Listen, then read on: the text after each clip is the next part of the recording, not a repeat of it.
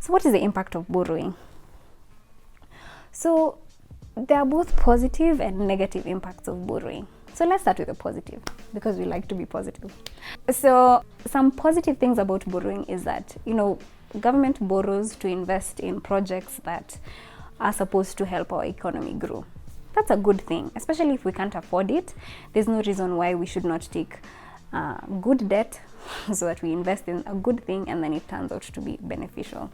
So borrowing it can be a good thing, and pretty much all the countries in the world are in debt. So you might wonder, are we borrowing too much? How can we measure if we are over borrowing? In summary, it's just to say that you can't really say we are over borrowing or we are under borrowing.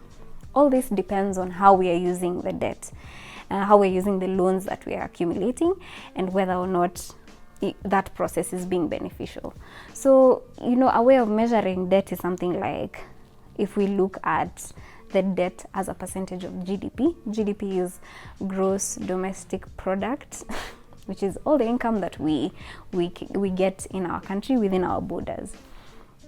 So as we speak now, Kenya's debt to GDP ratio is at about 66.4% as of 2020. Is that a good thing? That's debatable. It's debatable because it just depends on how these loans are being used. A lot of times people compare countries like, this country has more, and we have famously had the president talking about Japan's debt to GDP ratio being about 100% of their GDP, which is significantly higher than ours. Debt. I'm not in Japan, so I'm not concerned about Japan. Japan's debt is over 100% of their GDP. Japan. Okay? All right?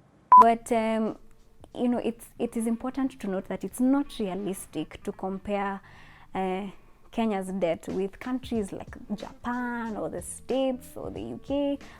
And this is the reason why. Because of the next point, which I'm going to talk about, is because of the conditions that the loans come with.